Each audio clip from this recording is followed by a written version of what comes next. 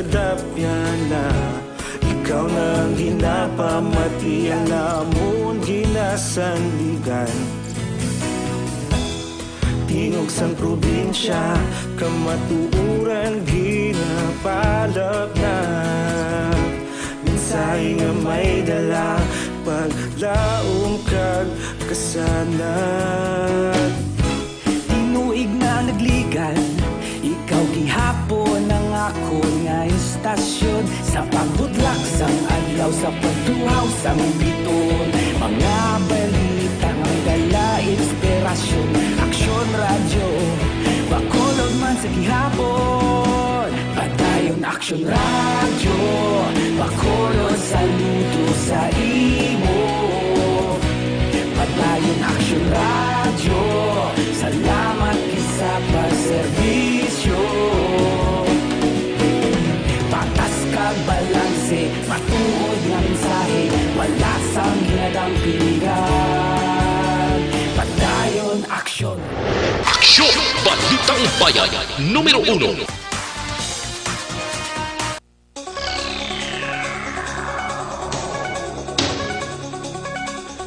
Aksyon Radio Philippines Standard Time, las 5, sa detalye na sang mga balita lokal. Nagnegatibo ang 3 ka mga persona sa Western Visayas sa novel coronavirus. Ini ang ginkumpirmar ni Dr. Mary Jane Juanico, ang head sa Infectious Disease Section sa Department of Health sa Region 6, matapos nga magwa ang resulta sa samples ng 3 ka mga persona nga ginpaidalom sa investigasyon. Sunog kay Juanico, ang 3 ang ginabugusan sa 2 ka Chinese national kag isa ka Pinay flight attendant nga una gin-quarantine matapos makasulod sa kriteria nga naghalin sa Wuhan, China kag nagahilanat sa mag-abot sa pungsod. Samtang ginpanugyan ni Juanico sa publiko nga samtang temprano maghanda kay ipabilin ang katinlo sa lawas, partikular sa pagpanghugas sang kamot. Dakop ang 2 ka persona sa drug bypass operation sa Purok, Masinadiahon, Barangay 12, Siyudad sang Bacolod, Martes nga adlaw, Enero 28.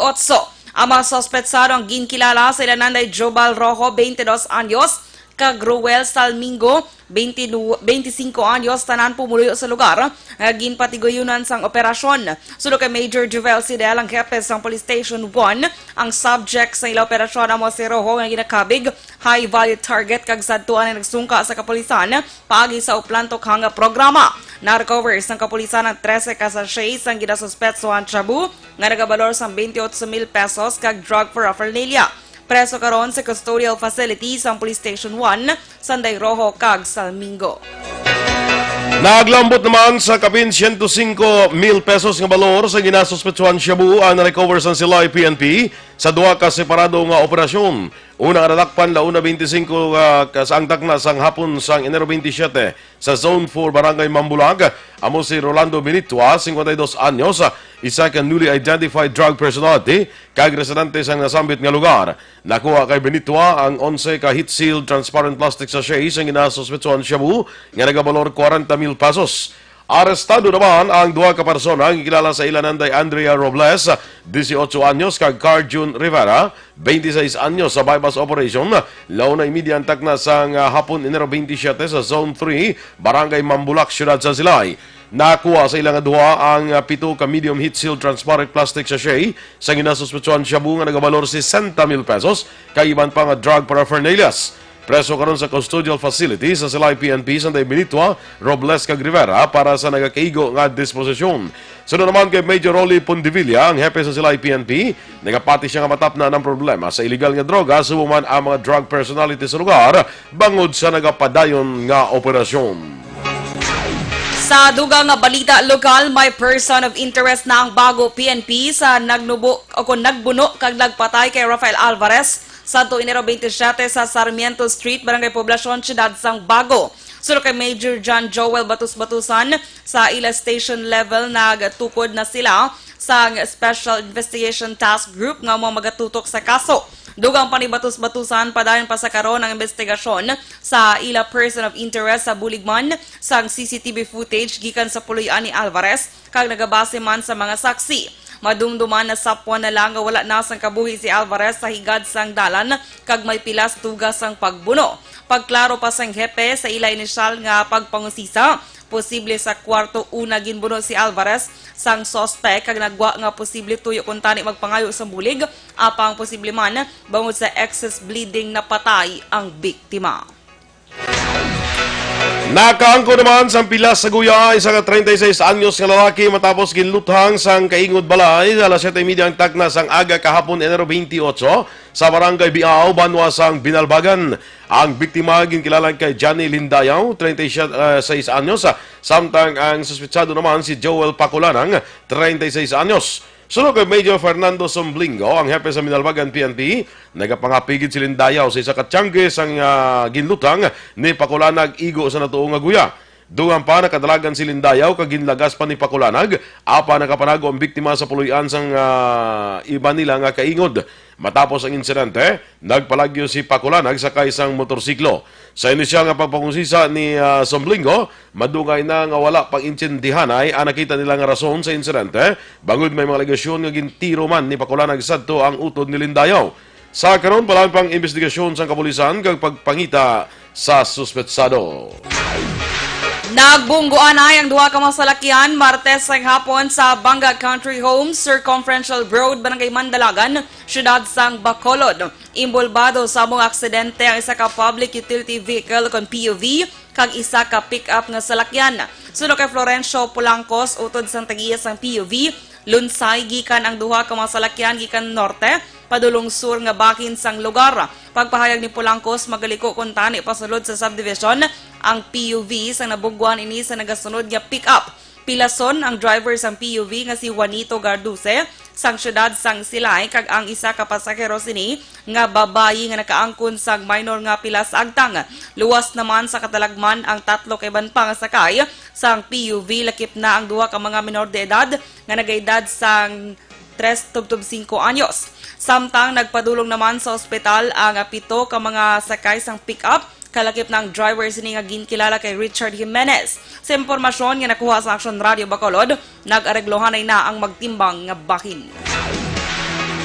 Plano naman ni NOCPO Director Colonel Romeo Balaros nga mag-istorya sa ibang mga opisyal sa probinsya para mapangayo sa bulig. Agud dugangan ang 200,000 pesos nga padya nga una niya ginpalayag para sa kung sino man nga makatudlo sa drug group leader nga si Michael De Venegracia. Sunod kay Balaros, ang 200,000 pesos ang gikan sa pondo sang Intelligence Department sang NOCPO kag bukas ini sa tanan nga persona nga may yara sang impormasyon. Nagpangabay si Balaros sa publiko nga buligan ang kapulisan sa pagpangita sa leader sang De Venegracia Drug Group kag sa iban pa sini nga miyembro gud maubos na supply sang droga partikular sa syudad sa Silay. Naibaluan, halos kada adlaw may nagaka-recover nga illegal nga droga sa mga syudad kag dalagko pa nga balor sa shabu ang makumpiskar sang kapulisan. Damlag lang 5 ka persona nga nadakpan sa bypass operation ang nag-ako nga mismo si Michael De Venegracia ang nagadulong sa ila sang supply sang illegal nga droga. The reasons why we are running go after the Binagracia because the Binagracia is the number one supplier of illegal drugs in Silay City or maybe some other adjacent cities and municipalities of Silay. Si NOCPO Director Colonel Romeo Balaros sa interview ng Action Eden Aboso. Ginumpisa na sa Regional Investigation Unit sa National Police Commission ang pre-charge investigation batok sa personnel sa Police Station 3 nga napalagyuhan sa 4 ka preso. Sunod kay NAPOLCOM Regional Director Attorney Joseph Celis, ginadetermine pa kung bala may probable cause para mapasakaan sa kaso ang personnel sa police nga napalagyuhan.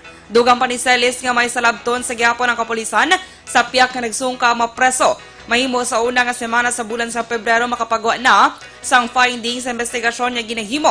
Sa bagi naman sa duha ka pulis nga napalagyuhan sa preso sa Police Station 9, yara na sa pagpangusisa ni Colonel Calixto Mabugat sa Internal Affairs Service kon iya sa Region 6. Wala pa sang may napili nga ibulos kay Lieutenant Colonel Levy Pange nga sa karon among concurrent commander sa Police Station 3 sa sulod na sa isa ka simana. Sunod kay Pange, tubtob sa karon wala pa sang minapilian si Bacolod City PNP Director Colonel Henry Biñas para magbulos sa iya bilang hepe sa Police Station 3. Ginaako ni Pangge, ginakulang sang personnel ang Station 3, tungod ginrelieve ang siyam tanan ka mga pulis kasunod sa mapalagyo sang apat ka mga preso. Ulihi ang in-relieve sa Police Staff Sergeant Misael Alejo, Police Corporal June Paulo Salarda, Freddy Bragat, Joseph Nepomuceno, kag Bryant Howard Dudero nga ginassign sa Mobile Patrol Group. Sa karon ginamat-amat na plastar ni Pangge ang lima nga ginbulos agud nga matudluan sang ila bag-o nga mga trabaho.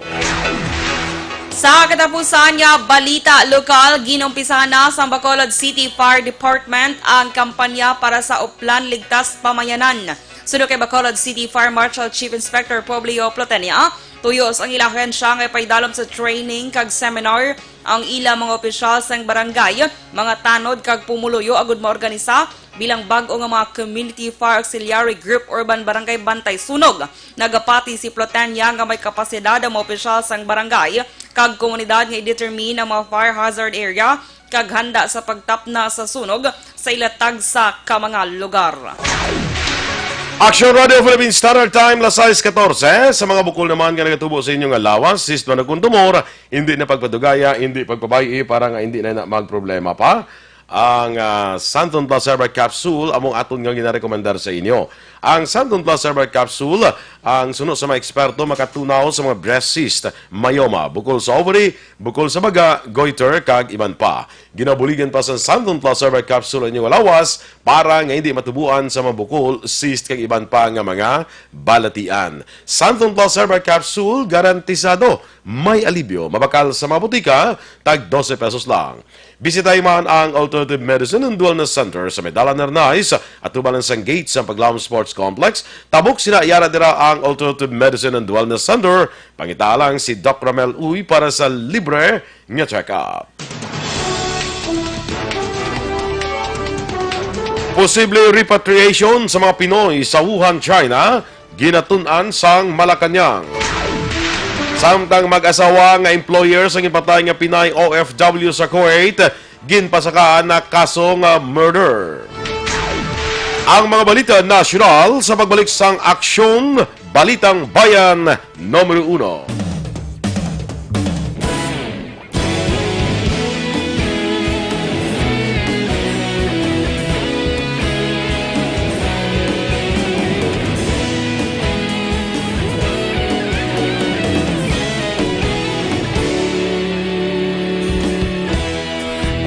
Pasimbanwa, mabugaw nga hangin nagadapyan na.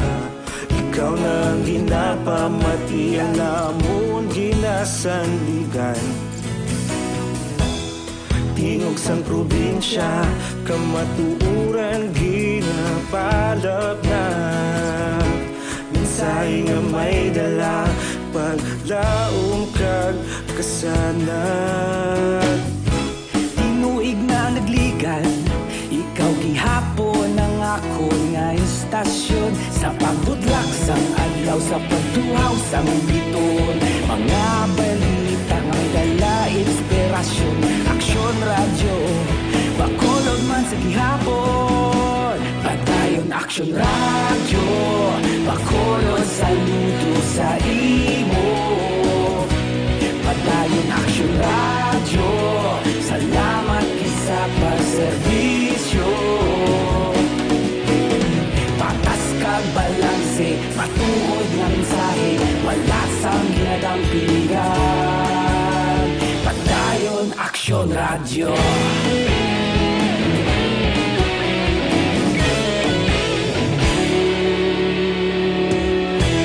Bacolod nun kag Negros sanon inyong pamatian.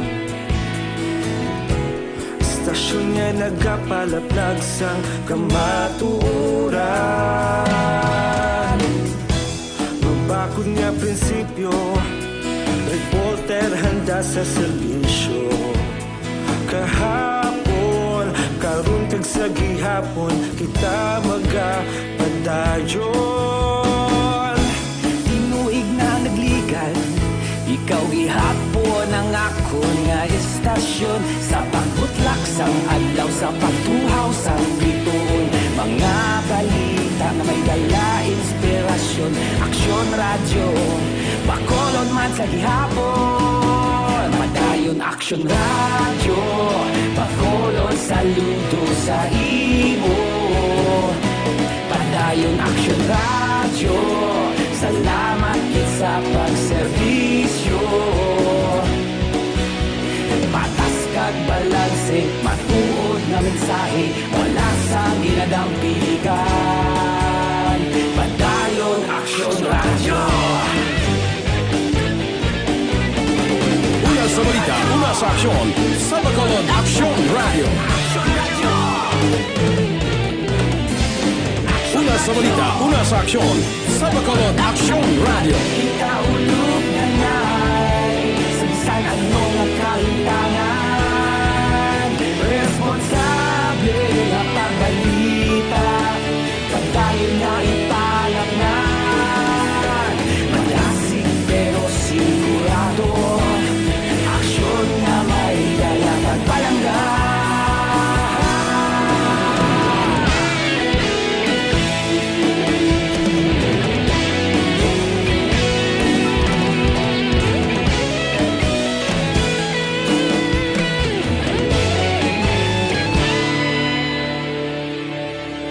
Padayon aksyon radyo, Bacolod saludo sa imo. Padayon aksyon radyo, salamat kit sa pagserbisyo. Padayon aksyon radyo, Bacolod saludo sa imo. Padayon aksyon radyo, salamat kit sa pagserbisyo. Patas kag balanse, matuod nga mensahe, wala sang ginadampigan. Padayon aksyon radyo. Aksyon! Balitang Bayan, numero 1. Action Radio Philippines Standard Time, las 6:20. Detalya na sang mga balita nasyonal. Ginatunan sang gobyerno ang posible repatriation sa mga Pinoy nga yara sa Wuhan City sa China, ang epicenter sang coronavirus outbreak. Sunod kay Presidential Spokesman Salvador Panelo, magaulat ang Malacanang sang rekomendasyon sang Department of Health kag Department of Foreign Affairs nga papaulion ang kapin 150 ka mga Pinoy nga yara sa Wuhan. Ginkwestiyon ni Panelo kung ano ang mas maayong magapabilit ang mga Pinoy sa Wuhan tubtub nga matapos ang krisis o kung pabalikon sa Pilipinas kag ang posibilidad kapag laptas ang virus sa pungsod. Duga man ni Panelo, kinahanglan nga maghalong ang gobyerno para masiguro nga ang Pilipinas ang mapabilin nga coronavirus-free. Ginbanas ang Pilipinas ang pagbiyahe pakadto kag padulong sa Hubei Province kag ang kapital nga Wuhan. Ginpangabay sa publiko sa isa ka Pinay nga 4 na katuig nga nag-star sa Wuhan City, China nga untatan na ang pagpalaptas sang videos kag litrato nga nagapakita nga nagakaon sang bat soup ang mga Chinese kag madamo ang nagakatumba na lamang sa dalan. Suno kay Nelan Banda, peke ang mga videos kag litrato nga naga-viral matapos na report ang 2019 novel coronavirus nga nagumpisa sa Wuhan. Dugang pa ni Banda, madamo sa mga peke ng impormasyon sa social media nga ang tuyo ang mga magpanik ang mga tawo. Gin-insister pa ni Banda nga wala siya sa may nakitaan nga mga tao nga basta na lang nga nagakatumba sa dalang kung sa dalan subong man ang kabog nga ginakaon sa mga tao sa Wuhan. Ginaabi-abi sang Malacanang ang pagpasaka sang kaso nga murder sa mag-asawang amo sang overseas Filipino worker nga ginpatay sa Kuwait. Suno kay Presidential Spokesman Salvador Panelo, wala sang iban nga handom ang gobyerno kundi mahatagan sang hustisya ang kamatayon sang OFW nga si Jeneline Villavende. Una, diligin pahayag ni Labor Secretary Silvestre Bello III nga ginabisuhan na siya sang Kuwaiti government nga nakasuhan na ang employer ni Villavende nga nagatrabaho sa Ministry of Interior sa Kuwait. Duha man ni Panelo, bisan nga nakasuhan ng mag-asawa nga amo ni Villavende, magapabilin sa gyapon ang total deployment ban sa mga Filipino workers padulong sa Kuwait. Patay ang abogado kag driver sini matapos ginambush las 9:30 sa aga Martes sa Banwa sang Santa Rita, Pampanga. Sunod sa report sang pulis nagabiyake pakadto sa San Vicente Church Si Attorney Anselmo Carlos kaupo ng iya driver nga ginkilala kay Marshal Mendoza sang ginluthang sang 3 ka mga persona gamit ang kalibre 45 nga armas luthang. Nakaangkon sang igo sa liog, ulo kag dughan ang 2 ka mga biktima nga mong gintunaan sang ila kamatayon. Suno sa mga nakasaksi sakay sa motorsiklo, ang mga suspect kag nakitaan nga isa sa ila ang katapo sang grupo sang ETA. Ang ambush ang natabo 20 metros ang kalayoon halin sa balay ni Pampanga Governor Dennis Pineda. Sa karon ginahibalo pa sang kapulisan ang motibo sa pagpatay. Sa nabaluan, isa sa ginauyatan ni Carlos nga kaso ang isyu sa inagaway sang duta sa lugar. Patay naman sa ambush sa sulod sa salakyan ang 3 ka lalaki kalakip ang 2 ka mga Chinese national nga natabo ini sa syudad sang Taguig kahapon sang Martes o kun kahapon na Martes Enero 28. Natabo ang insidente sa tubang sang Department of Science and Technology sa General Santos Avenue, Barangay Upper Bikutan, las 2:30 ang takna sang hapon. Sunod sa mga otoridad, may 2 pa ka babae nga nagaedad 5 ka tuig kag 12 anyos ang napilasan kag ginpangdala sa ospital. Ginkilala ang isa sa mga napatay nga si Noel Oliva, nga ginokupar lamang sa mga Chinese nationals nga nagmaneho para sa ila. Masobra sa 20 kabasiyos ang balas ang wala pa nabaluan nga sa isang armas ang na-recover sa eksena sang insidente. Padayon naman ang investigasyon sa otoridad sa identity sang 4 ka mga suspetsado kag ang motibo sang krimen. Sa mga dugang nga balita national, pagalagson sang gobyerno ang prostitution dens para sa mga dumuloong nga nagatrabaho kag nagaistar diri sa Pilipinas. Ini ang ginpasiguro ni Presidential Spokesman Salvador Panelo matapos ginumpisahan na sang senador investigasyon angot sa prostitution sa mga Chinese kag iban pa nga dumuloong. Sunod kay Panelo, dapat mapauntat ang prostitution kag arestohon ang mga imbolbado diri. Sadtong Enero 15, ginaresto sang National Bureau of Investigation ang 2 ka mga Chinese nationals nga ginalegar nag-operar sang prostitution den sa syudad sang Makati. Nagligad naman yung December 2019, naresto man sang NBI ang 15 ka mga Chinese nationals nga ginalegar nag-operar man sang prostitution den sa Las Piñas City sa diin 5 ka mga babayi ang naaresto.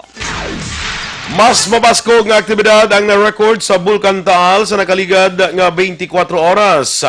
Sa Taal Volcano Bulletin sa Feebolts sa nakaligad nga 24 oras, weak tubtub columinous emission sa nagaduwag dirty white nga steam-laden plumes ang ginbugas ang bulkan. Ang kadaason sa ginbugas ning aso ang lambot sa isa ka katos tubtub 800 metros. Mas nagnubo naman ang ginbugas ni nga sulfur dioxide kag banguntuman kanumo hindi na ni matakos gamit ang instrumental detection.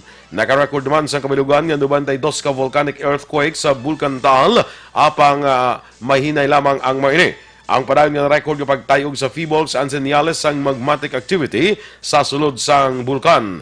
Nagapabilin ang alert level 3 sa Bulkan Taal kag sunod sa Feebolts mahimo sa gihapon nini nga maglupok volcanic earthquakes, asphalt kag lethal volcanic gas explosions. Sa katapusan naman nga balita national, nagbutang na ang Philippine Coast Guard sa isa ka gatos ka mga buoy markers sa 7-kilometer radius nga gindeklarar nga danger zone sa bisinidad sa Taal Lake Martes sang hapon. Samtang nagapatigan sang Maritime Patrol ginpabiya sang PCG sa Southern Tagalog ang 7 ka mga motorbangka nga sakay ang pila ka residente nga nagbalik sa isla sa piyak sang deklarasyon sang total lockdown. Kadungan sa evacuation, ginapandam sang mga personnel sang PCG ang mga residente sa posible peligro nga maeksperiensyahan kung magbalik sa danger zone bago padayon ang seismic activity sang Bulkan Taal. Action Radio Philippine Standard Time, las 6:27, ang Mighty C naman, ang alkaline nga vitamin C, naga-edukar, nagabalanse, kaya nagapabakot sa aton nga immune system. Ginatap na ang mga infection, ubo, sipon, trangkaso, TB, pneumonia, kag iban pa nga mga balatian. Kag ang Mighty C, ang alkaline nga vitamin C, manami mining antioxidant nga vitamin para sa mata, ginatagan sang alibyo, nagakurap-kurap nga mata, katarata, kag glaucoma. Para sa mas epektibo nga kombinasyon, manginom kita sang Mighty C, kag Santon Plus Herbal Capsule. Kag Santon Plus Herbal Capsule, kag Mighty C, pwede na ma-order online sa www.kalusuganyan.ph o magbisita lang sa Kalusuganyan Facebook page.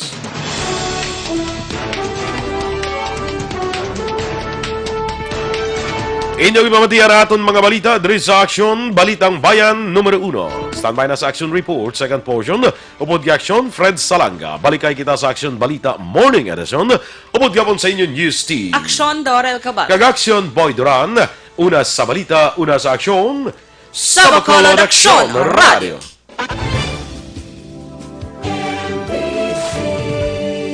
Manila Broadcasting Company.